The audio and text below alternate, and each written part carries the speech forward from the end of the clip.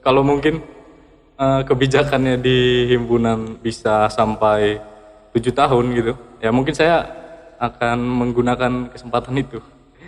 Oke. 7 tahun lama banget, emang mau tetap 7 tahun.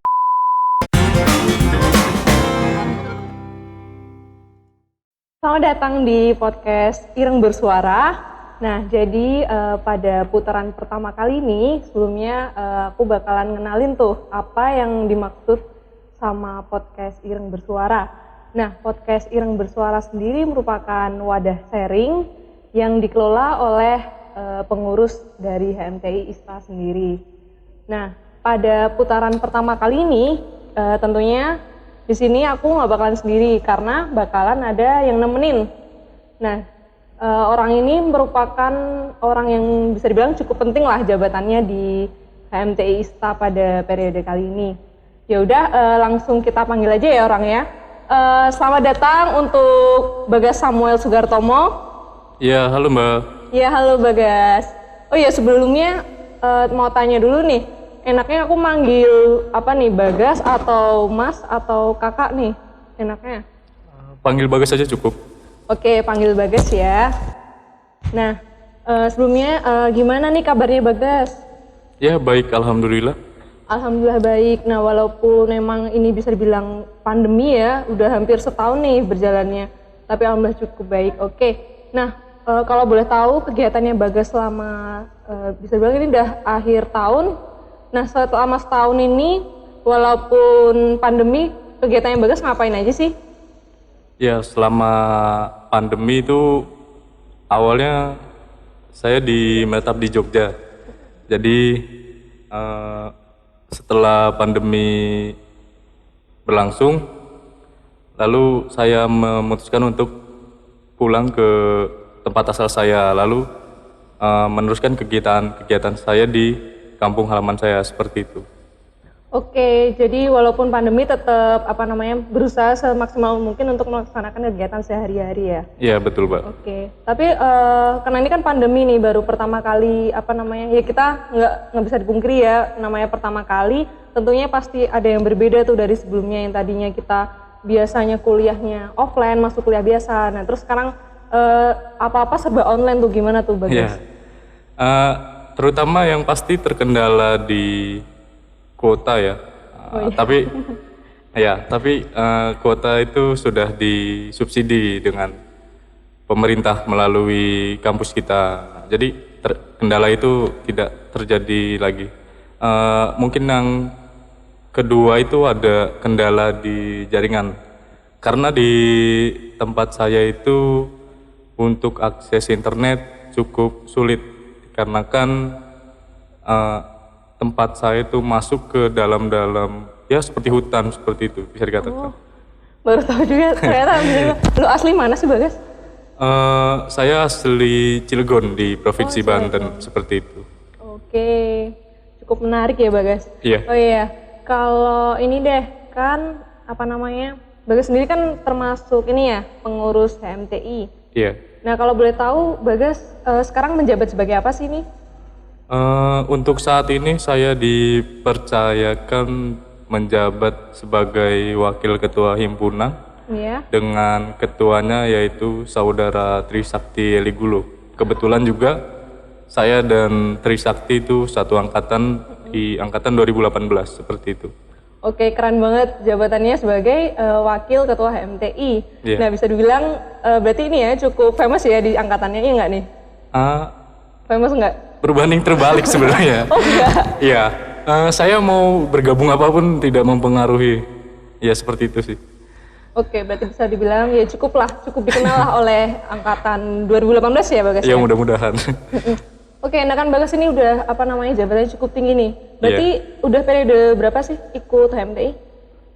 Yang periode pertama saya itu magang. Magangnya itu di Departemen P3M, lalu di Divisi Penelitian. Nah, untuk periode selanjutnya saya di Departemen Kesejahteraan Mahasiswa di Divisi Pelayanan Mahasiswa.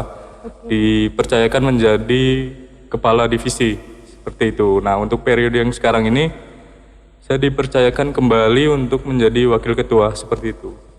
Oke, jadi pengalaman Bagas selama 3 periode ini cukup udah banyak gitulah, dia nggak cuma di satu bidang aja, tapi dia emang bisa mengikuti terutama tadi udah di-stand sama Bagas tuh ikut di departemen apa aja. Jadi nanti untuk lanjutannya kita bisa tanya-tanya langsung ke Bagas. Iya, bisa, Mbak. Oke, siap. Terus ini deh, sebelum lanjut untuk seluk-beluknya HMTI. Yeah. Nah, boleh tahu nggak nih alasan Bagas sendiri kenapa sih dulu pengen ikut HMTI? Alasannya sepertinya tidak ada, karena dulu saya itu masuk ke kepengurusan HMTI seperti itu. Awalnya saya diajak-ajak gitu. Nah, itu. Karena ya itu biasanya kan dari kakak tingkat atau angkatan yang atas biasanya melakukan pengkaderan atau biasanya mengajak adik-adik yang baru masuk seperti itu.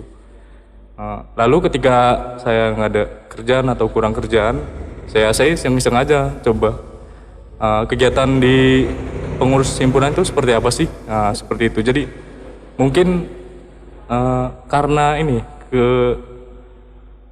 penasaran saya seperti itu. Jadi karena penasaran itu muncul, maka saya tertarik untuk mengikuti pengurus di HMTI gitu. Oke, berarti bisa dibilang Bagas nih orangnya cukup penasaran ya, makanya dia coba-coba ikut di HMTI. Nah, setelah kamu gabung di HMTI, apa sih yang kamu rasain? Apakah kan tadi kamu bisa bilang karena tertarik dari pengkaderan oleh kakak tingkat. Nah, kamu makanya bisa tuh tertarik. Nah, setelah kamu masuk nih, terutama kamu udah jalan 3 periode, nah sebenarnya apa sih yang kamu rasain? Apakah ternyata sesuai dengan ekspektasi atau malah bahkan lebih? Nah, itu boleh nggak diceritain sedikit aja deh? Jadi seperti ini, yang saya rasakan itu ketika pertama mengikuti ya, mendaftar itu, kegiatannya saya pikir hanya kepanitiaan dan kepanitiaan.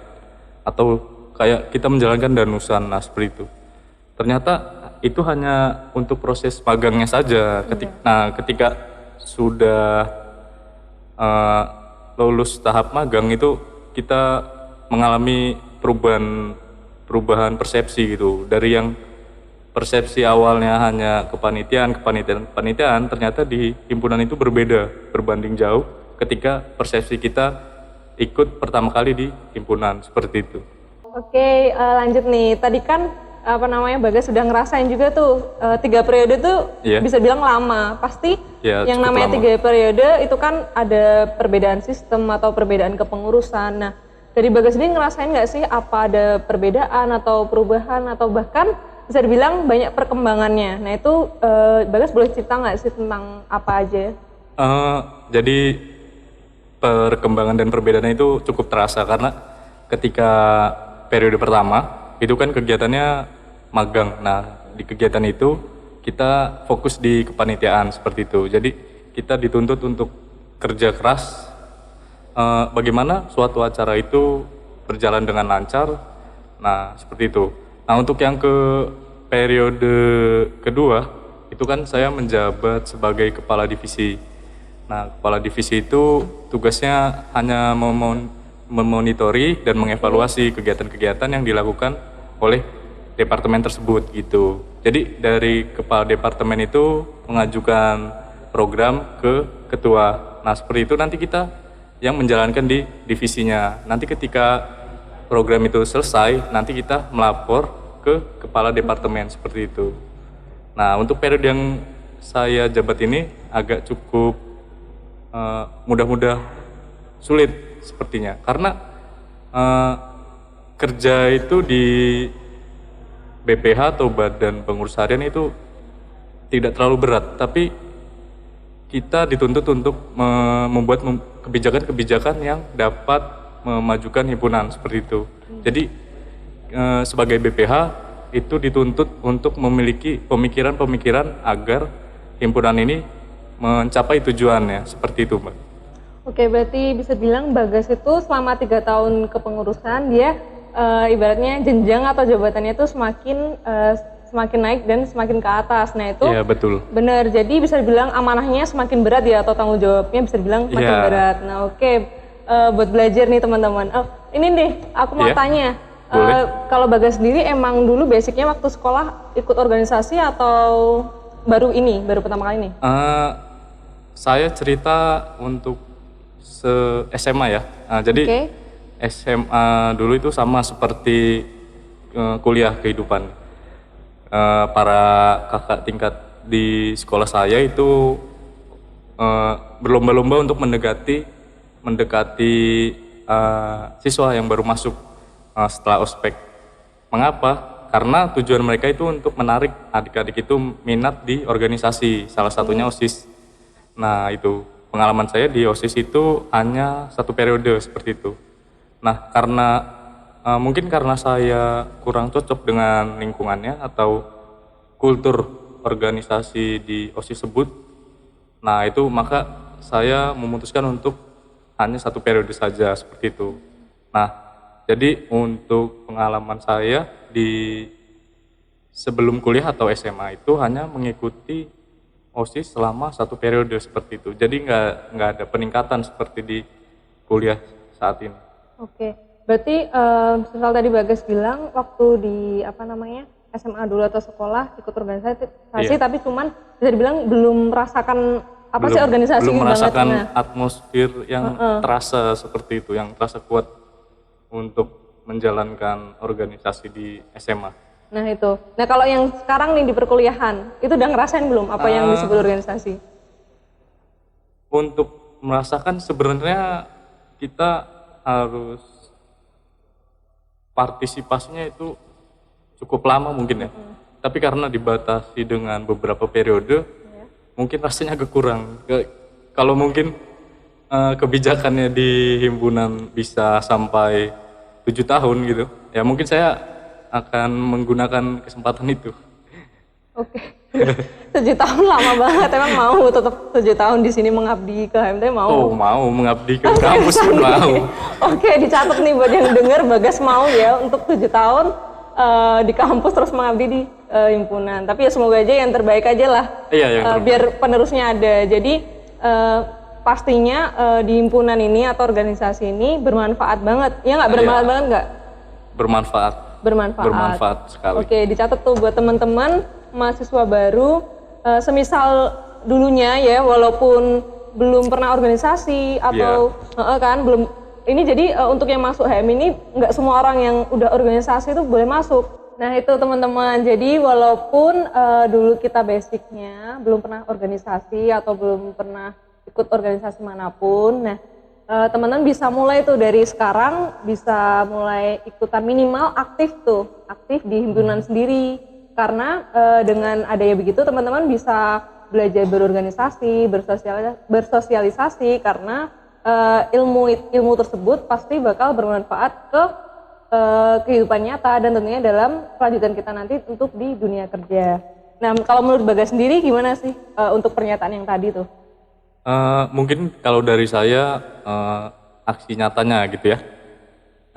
Teman-teman bisa kontribusi itu nggak sebagai pengurus di himpunan teknik industri di ISTA Green seperti itu. Jadi Bener. kita bisa berkontribusi sebagai anggota gitu Mbak. Jadi diibaratkan seperti ini. Saya ini pengurusnya, Mbak ini anggotanya. Jadi ketika pengurus itu membuat program kegiatan, lalu Mbak itu sebagai anggota itu bisa berpartisipasi dalam program kegiatan yang dilaksanakan oleh himpunan di ISTA Green seperti itu. Khususnya himpunan teknik industri. Nah, seperti itu.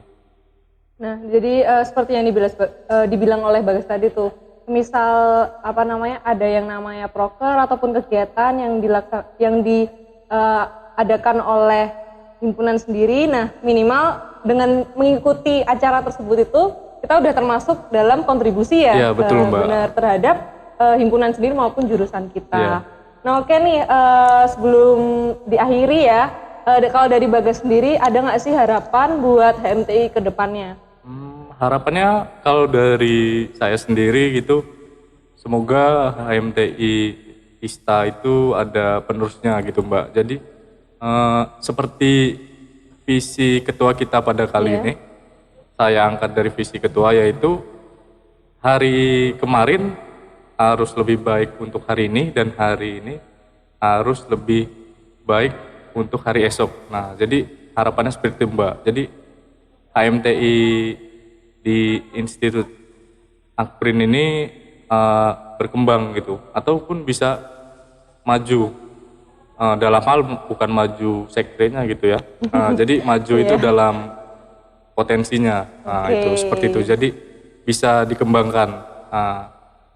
Untuk anggotanya mungkin bisa lebih berpartisipasi begitu Mbak. Benar-benar. Jadi ketika anggota berpartisipasi, nah anggota itu dapat meningkatkan kompetensi-kompetensi di himpunan itu untuk menaikkan salah satunya ya akreditasi di jurusan. Karena menurut saya ketika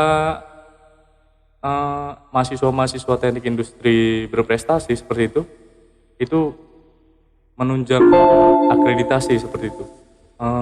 Menurut saya pribadi seperti itu, karena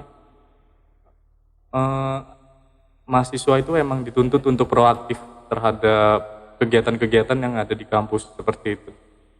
Nah, itu tadi tuh seperti yang diceritain sama Bagas, kalau kita kontribusi, kita ya semua warga teknik industri, kontribusi itu nggak ada salahnya, nggak ada ruginya, nggak ada ibaratnya nggak ada apa namanya ya, nggak ada salahnya gitulah kita bener kan aktif kayak gitu, karena justru itu dari kita aktif, kita mengikuti apa yang ada, apa kegiatan yang ada, justru kita dapat manfaatnya tersendiri ya, bener betul kan? Sekali.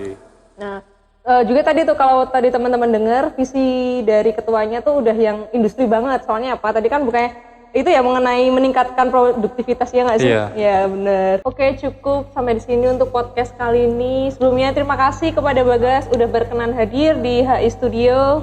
Ya, terima kasih kembali karena sudah mengundang saya sebagai pemateri. Atau pemateri. narasumber. Berat banget pemateri. Ya udah, oke, terima kasih ya Bagas. Iya. Ini deh untuk podcast selanjutnya. Nah, silakan buat teman-teman yang mau request narasumber maupun topik apa, nah silakan tuh komen di bawah ini ya. Iya, bisa. Ya, bisa komen di bawah ini buat teman-teman. Oke, terima kasih. Sampai jumpa. See you.